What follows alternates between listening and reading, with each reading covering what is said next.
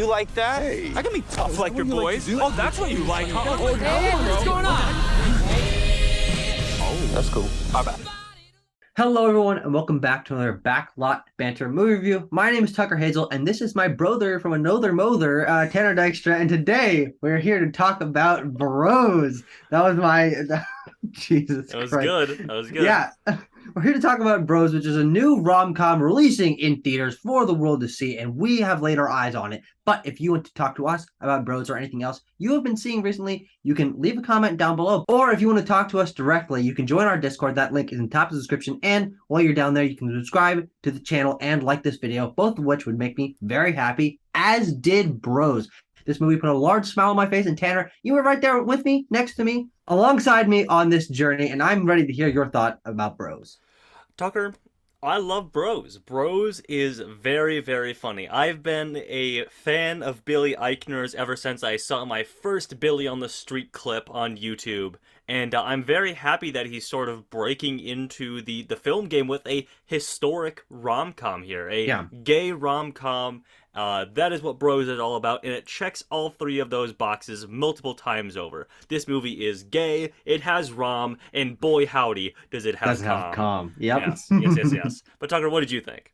I'm on the same boat as you. I think Bros is great. I think that what is really interesting and impressive about this film is we just don't get straight up comedies like this very much anymore. And of course I say straight up comedy, but it also does have romance elements. It is a romantic movie. It's about the developing of a relationship, but this movie leans very hard into just having funny bits and jokes and one-liners and scenarios for us to get these funny moments, and it works almost the entire time. I think that it falters a little bit in some of the dramatic moments, and a couple of the performances were hit or miss, but in terms of creating a very unique tone and just endearing me to a couple of characters, this movie knocks it out of the park, and I was laughing really hard for a huge amount of the runtime of this film. Yeah, Tucker, you say that we don't get comedies like this anymore, and you're right.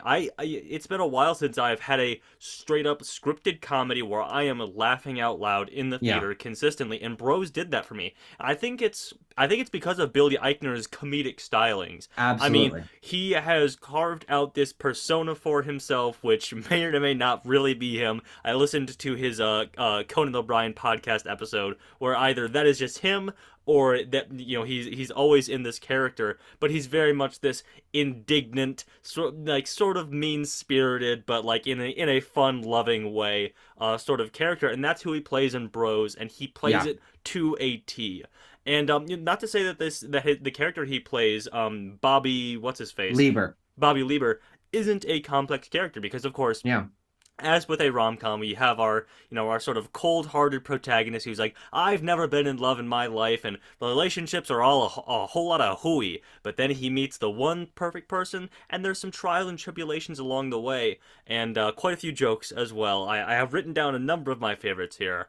But I think, Don't read them out. That should be saved for spoilers, frankly. You're right, actually. But yeah, I think the real saving grace of this movie, not that it needs to be saved, but the real flagship compliment is Billy Eichner's comedic stylings, writing and performing in this movie. Yeah, and he is the best part of this film. I'd actually never seen him before. I don't think I've ever seen his YouTube video series. But as my first time being exposed to him, I can't wait to see more comedy of him, maybe check out some of his YouTube videos. He's now on my radar, and I think that it's his unique tone that he sets as our core protagonist. He's the one who we're following for the majority of this film.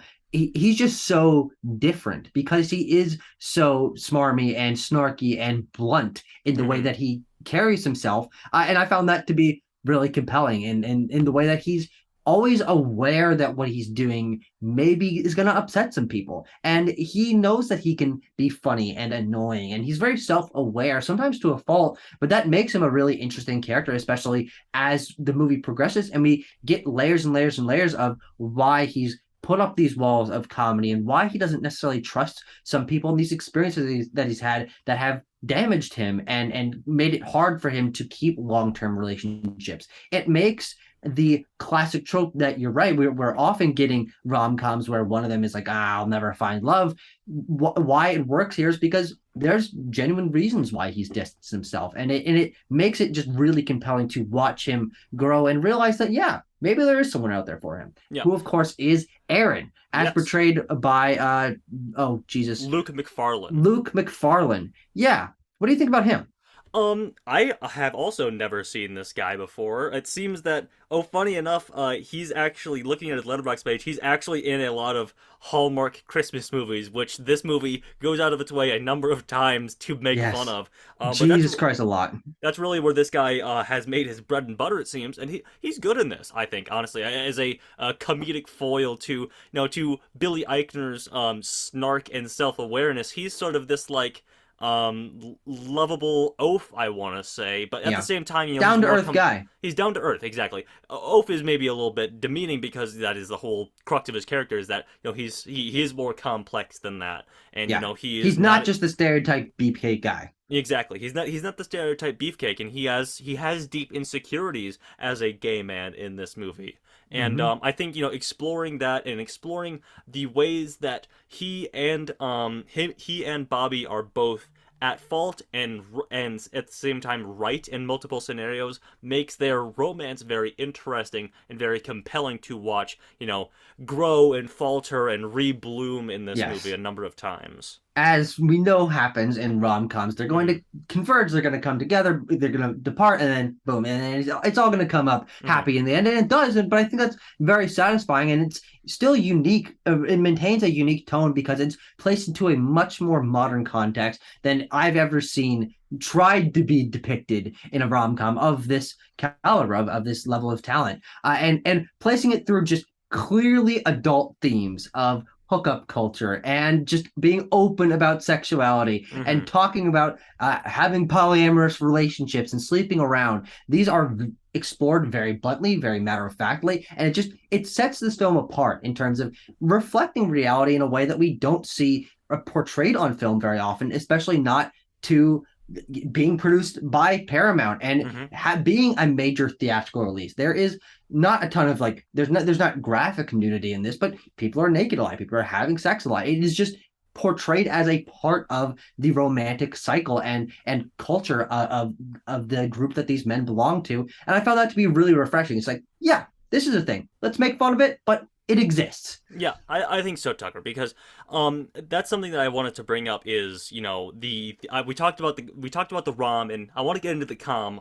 We talked about Billy Eichner's comedic stylings, but a few of my favorite jokes will come later. But also, it is important to note that this is the first major studio gay rom-com, as it is, being lauded for, and I think deservedly because of the way that Billy Eichner has written these things into the script. He was very open about in the interview that I listened on Conan O'Brien's podcast, and it's something that he brings up in the script of the film as well. He was approached by a studio, maybe Universal, maybe a different one, to make a gay rom-com, and he basically said, I'm not going to, make it for straight people. I'm going to write these scenarios as I have experienced them. Because, we love to say, he said this in the interview, we love to say that, gay and straight relationships are the same and love is love. But no, we have very different experience, as naturally they would. And there is comedy there. And Billy Eichner can bring that out so brilliantly, but also make it tender and earnest when it needs to be, and that's why I love this. And also, it stars a number of trans and bisexual and gay and lesbian actors of all walks of life, and I think it's really cool that he brings them all together under the one roof that is Bros. Yeah, and the one thing that I heard about this film, and I think this is a intentionally so but very fun subversion, is that we've gotten plenty of rom-coms in the past that have featured gay characters in supporting roles, but this is the first time where there, I think, is like one straight couple in this film, and I believe every character is played by someone who is not a heterosexual person, a cis heterosexual person. I think that just having that subversion of there were gay characters in the past, but they were played by the straight people, and we know that it's just sort of a fact of the history of Hollywood, but just no, even the straight people here are played by people who aren't straight. That's kind of a fun way to sort of get back. And I think that also this film approaching the way that we see queer history and has been represented on screen, it sort of plays with that and knows the comedy of that and current figures in queer culture. It pokes holes at everyone, and I think that Yes. that's a really fun way to give this film its own identity. Yeah. Last thing I'll say before we get into scores here is the comedy of this is very modern. You know, just a couple Yes. weeks ago, I criticized Clerks 3, and I don't mean to bring it up again because I did get some criticism in the comments about for Kevin Smith not really having his finger on the pulse of pop culture anymore. But I think Billy Eichner has his fingers squarely on the pulse of pop culture, and particularly the LGBTQ community. So yeah, I think that Billy Eichner is very good at, you know, speaking to the modern person. And will this movie age poorly? You know, will it show its age in a few years' time? Almost Yeah, certainly. probably. But a lot of I don't think that's comedies a do. problem. No, a lot of comedies do because it's very much about depicting this moment in human history, in Western history, where for the first time a gay rom-com can be made. And Billy Eichner also in that interview, you know, expressed interest in that and how his generation specifically fits into that, you know, as people who fall between like the 80s and the AIDS crisis and this acceptance that we find today with like Glee and now Bros and stuff like that. He finds himself in a really interesting point in time, and he can depict that so well.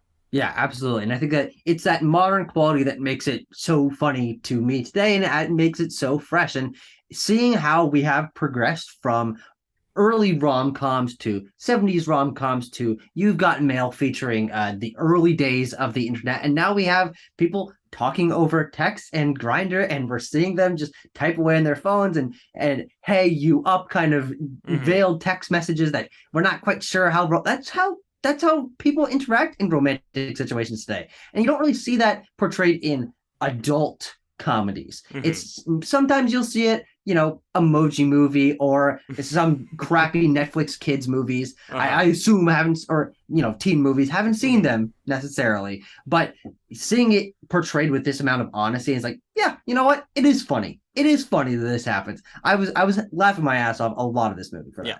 Tucker, what would you give this film out of 10?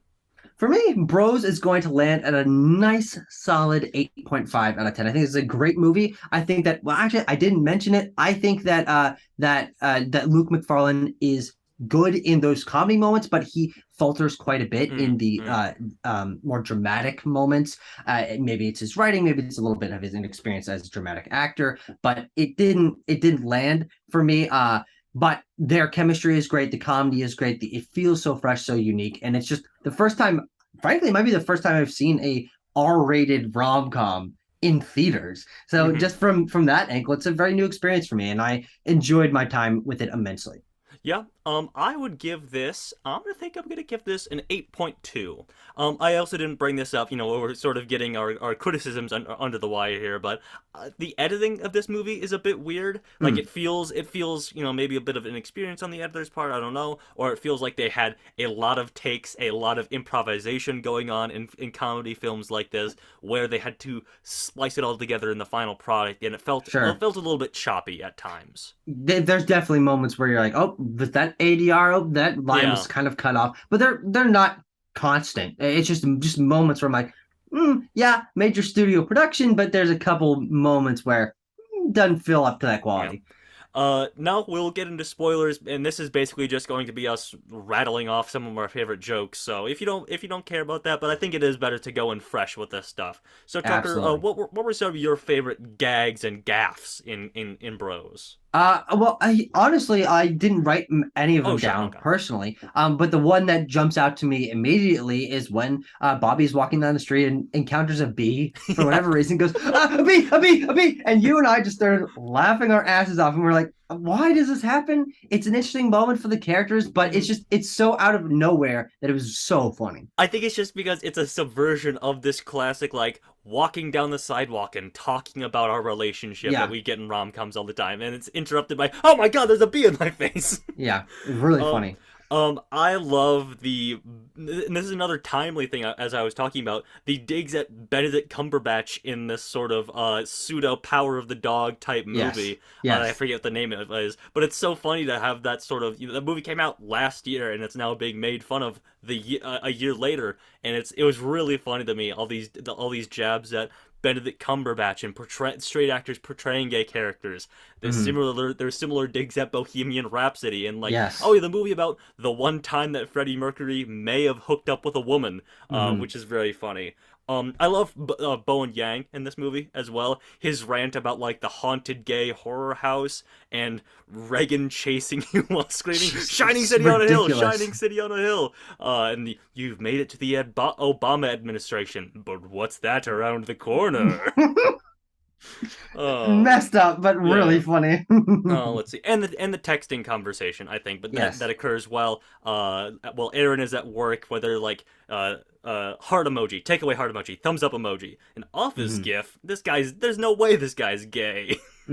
Yeah, and those were those moments of modern freshness that I haven't really seen in a film. And I would love to rewatch this movie and write down more of my favorite moments, because I think it's one that will still hold up on a rewatch, even though a lot of the fun and laughs for it came from surprises of I didn't know what was going to happen next or what was going to pop out of Bobby Lieber's mouth. But I do think that a lot of these jokes will become staple rom-com moments for us. And I can easily see this entering, the pantheon of great rom-com movies. Absolutely. I sure hope so. And if hopefully we get more rom-coms like this in the future, you'll have to subscribe to Backlog Banter and keep up with those movie reviews that we will be continually doing. We are just some busy bees over here keeping up with all the new releases. Thank you for watching. We'll see you next time.